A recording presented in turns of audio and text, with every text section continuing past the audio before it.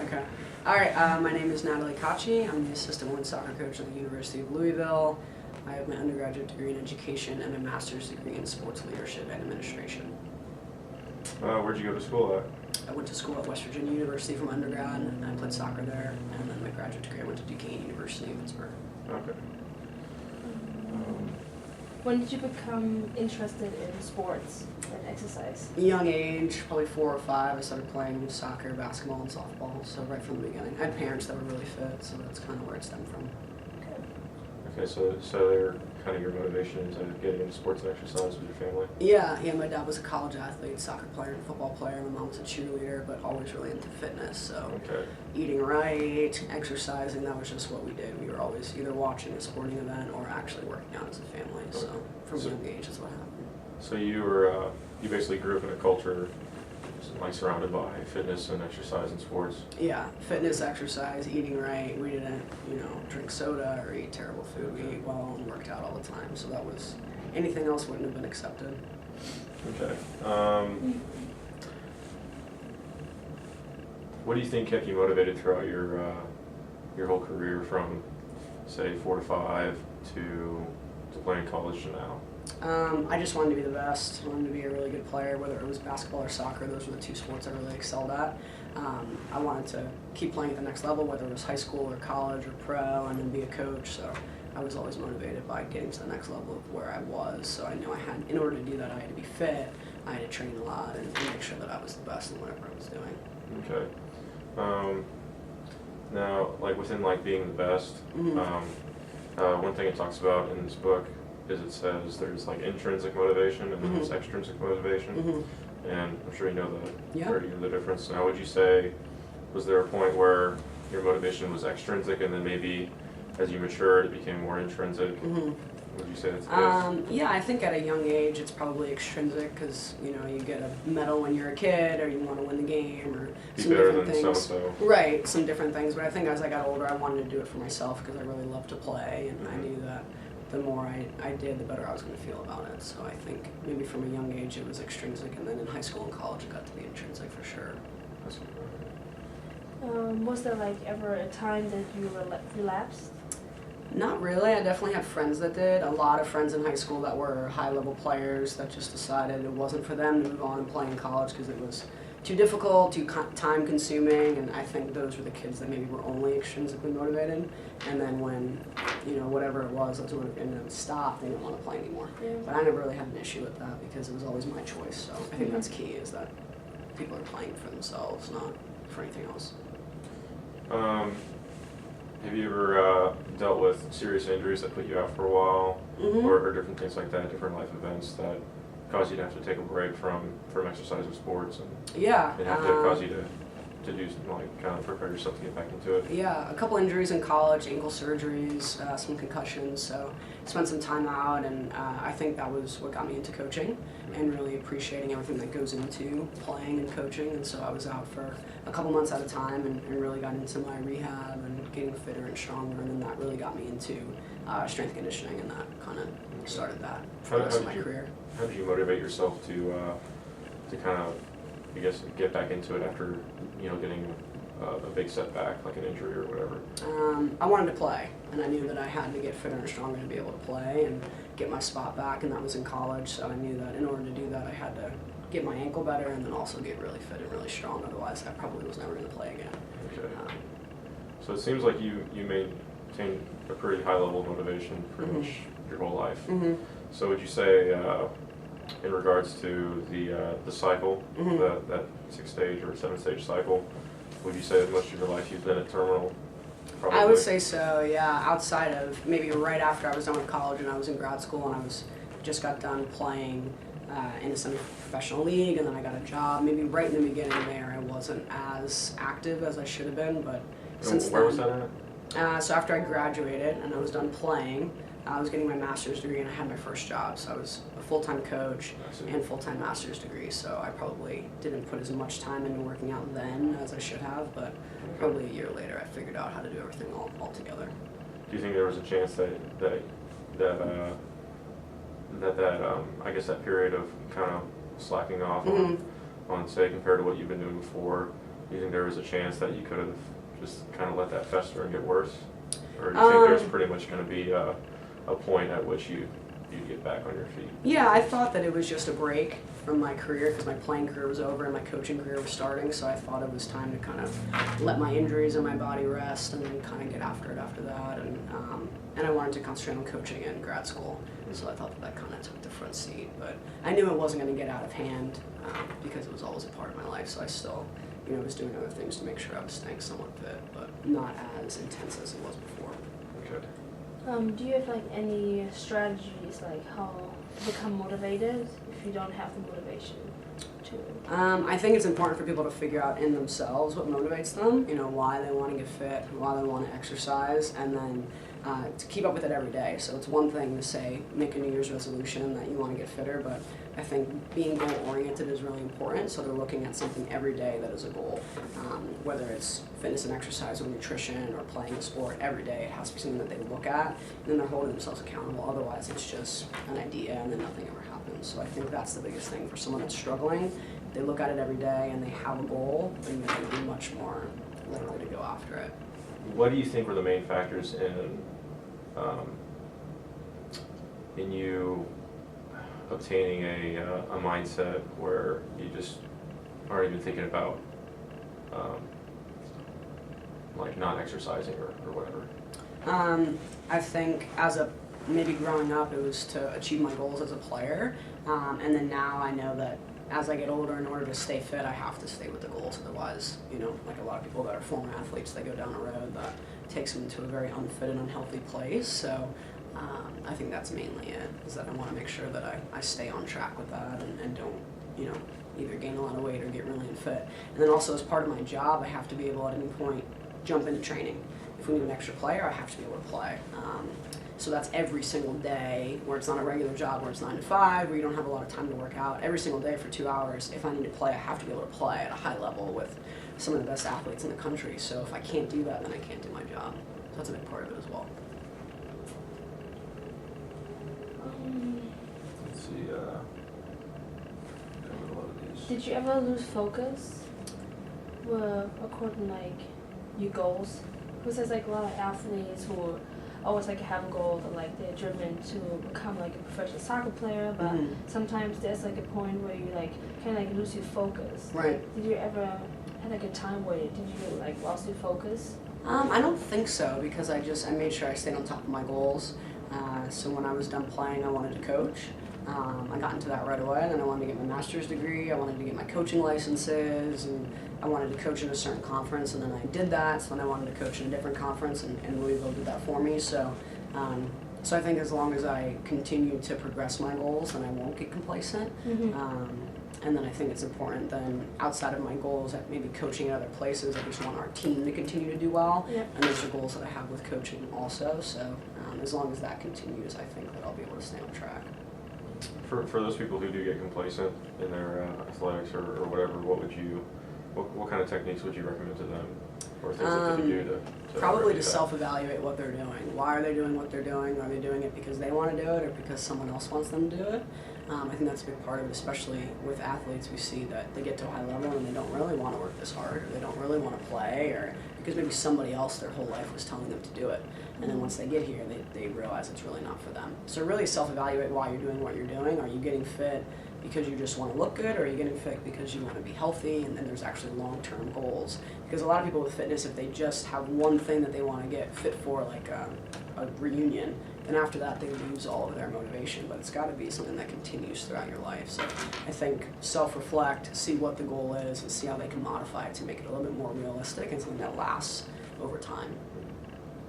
Have you ever seen somebody say motivated by negative things like guilt or whatever, as opposed to like encouragement from their peers or mentors? Yeah, I think in women's athletics, a lot of time eating disorders is a big part of it.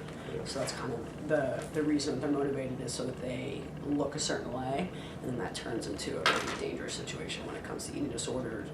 I've seen players with eating disorders, players that are addicted to exercise, not because they want to be a great player, but because they want to look a certain way. And so I think that I've seen that quite a bit with the females. I'm not quite sure what the male issue would be at this level, but for sure the females is based on their body image, and that's usually the most negative thing that accompanies being fit, the way they eat, the way they're exercising, and that kind of derails people for sure. And that kind of, would you say it just kind of launches people into depression, and then that just kind of destroys them from there? It's bad, yeah. Well, and I think then you can't compete at the level you want to compete at, or you can't work out the way you want, or whatever it is. And a lot of times it goes unnoticed. And really, if they have it bad enough, an eating disorder, they should be, get actual professional help. So I think a lot of times it goes unnoticed, and then it turns into something that's pretty bad, where they're sick and need quite a lot of attention. But a lot of people aren't educated in how to deal with it, and so they just ignore it, and then it progressively gets worse. So I think it's a big issue. Okay. In your experience, what techniques have you noticed that help you motivate your athletes the best, and why? Definitely, unfortunately, I guess a lot of it is extrinsic, so we make them run a fitness test so that they don't have to run it again. And, if we win a game, we'll, try to give them some sort of reward, whether it's something as silly as going and get their favorite meal or a dessert or something that they don't usually get because their life is so strict. And so there are some extrinsic motivators. I've found with female athletes, a lot of times they don't love to play and they don't love to be fit. So unless you make it a punishment, where if you're not fit or you're not at our level, you're going to get punished and you can't play extrinsically, then they don't really want to do it. Then on the other side of it, we want them to be intrinsically motivated, so we want them to do those things. I would say our team is about half and half. So about half of them, if we just said you have to come in fit, they would come in fit no matter what, and the other half wouldn't, unless there was a punishment waiting for them. So would I like them to be all intrinsically motivated? Yeah, that would be great, but it's... But you gotta win games. Gotta win games, and it's not the reality with females. Again, I think males are a little bit better at that. They want to play, they want to be the best. Female athletes, not really. So that's what's difficult. They don't really love to play or love to be fit. And so unless we say you're not going to play, literally not train, not put on your cleats, a lot of them would show up very unfit. And we see that in the recruiting process as well. A lot of girls get their scholarship, and then a year and a half later when they sign, they're not ready to play. So it's kind of a difficult process. So a lot of them are extremely motivated by something, whether it's a scholarship or gear or whatever, and then when they get it, they don't really want to train anymore. So I would say intrinsic would be the best, and that would be based on their own goals, wanting to be an All-American, wanting to play pro, wanting our team to win championships. But then there's half of them that they aren't driven by that, so it's difficult. Is it pretty distinct who's intrinsically or extrinsically motivated? Absolutely. You could tell every day in training, every day. And so you could tell every day in training who actually wants to train and who's there because maybe they're on a scholarship and their parents, will not let them quit. And that's really, it's obvious every single day in training and in the games. Because those are the players that don't want to play every day. They just want to play when it's, we're playing a night game and there's 5,000 people in the stands. But they don't want to play on a Sunday when nobody's there and it's a game that nobody really deems to be important. So, but that's obvious every day in training. Because the kids that are only extremely motivated, they don't want to work hard for an hour or 2 hours. They just kind of want to show up and go through the motions. So that's really difficult to manage when you have two different players like that on a team.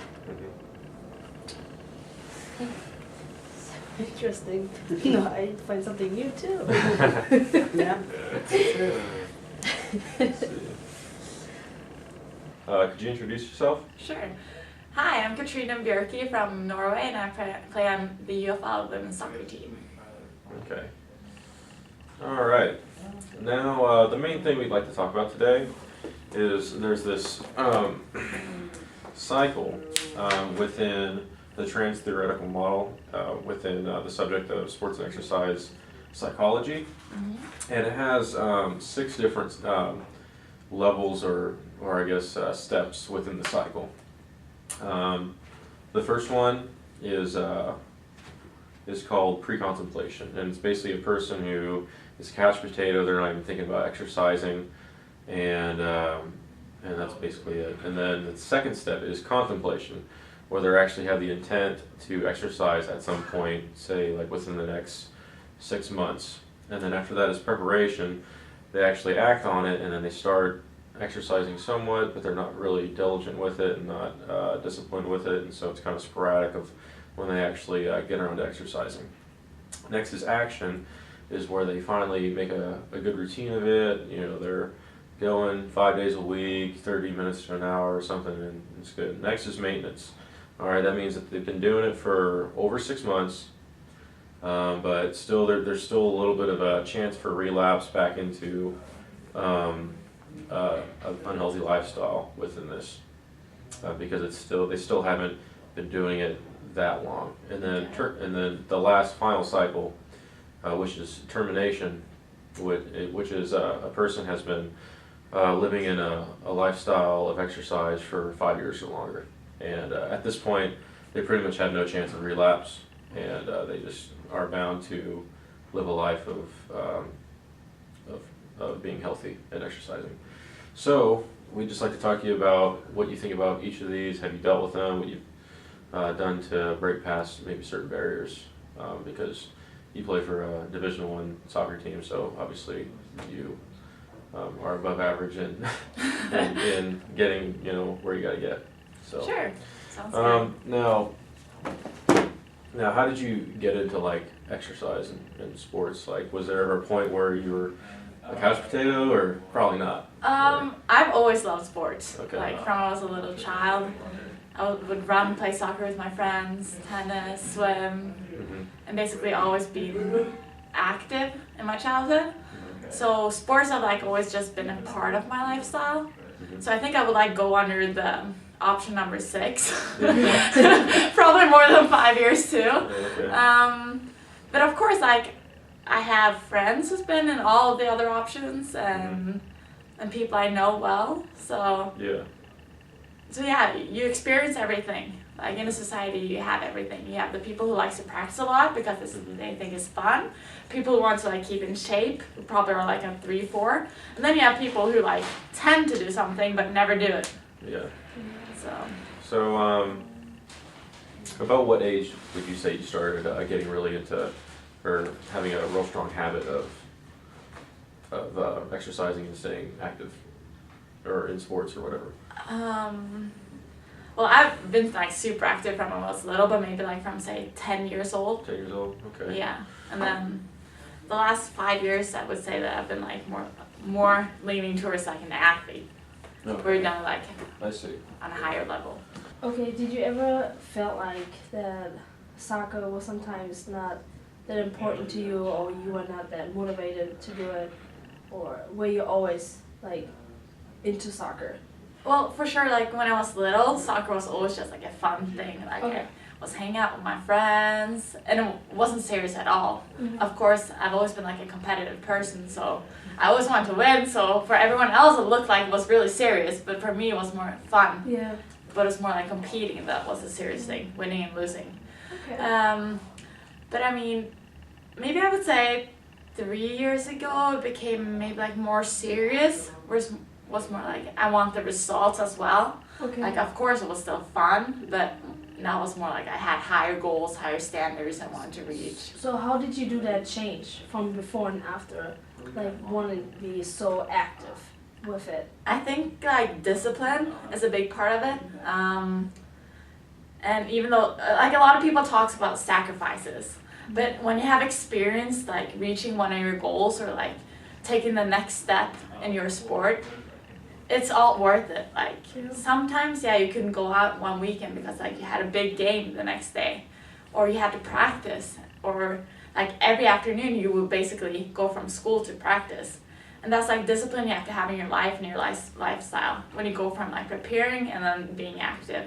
And it's like in general too, like a lot of people before they go to the gym, someone will like sit down and say, okay, I'm doing this and this exercise, preparing for it, and then actually going there and doing it, executing it. Yeah. While others will just say, oh, hey, I'm going to the gym, and then you go to the gym, you maybe jog a little on the treadmill, and then like, maybe I'll lift some weights, and then you're done.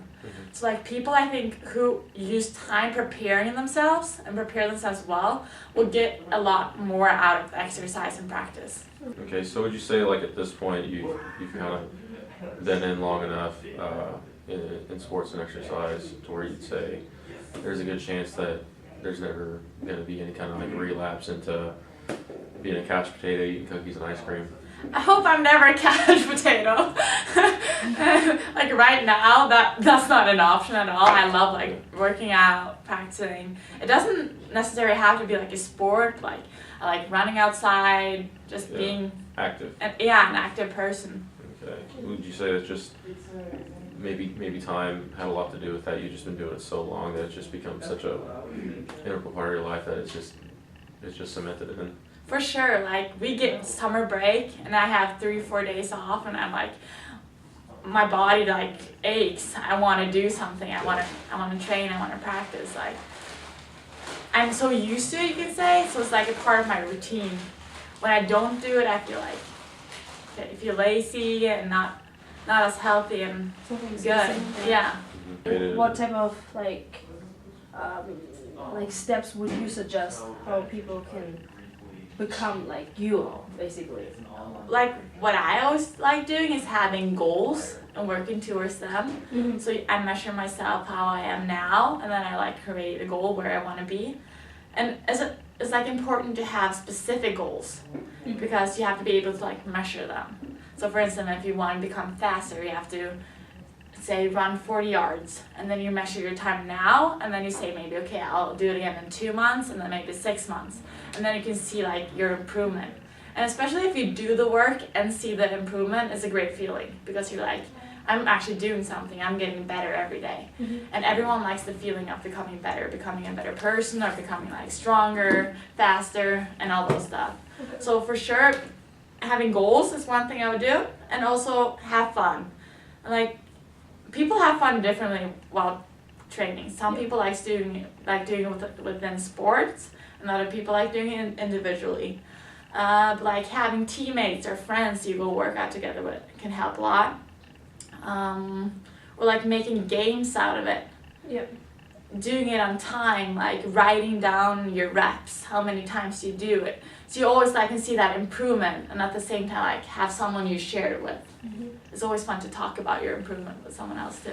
Yeah. Well, That's good. thank you for your time, Christina. Thank you. No problem. Take care of you.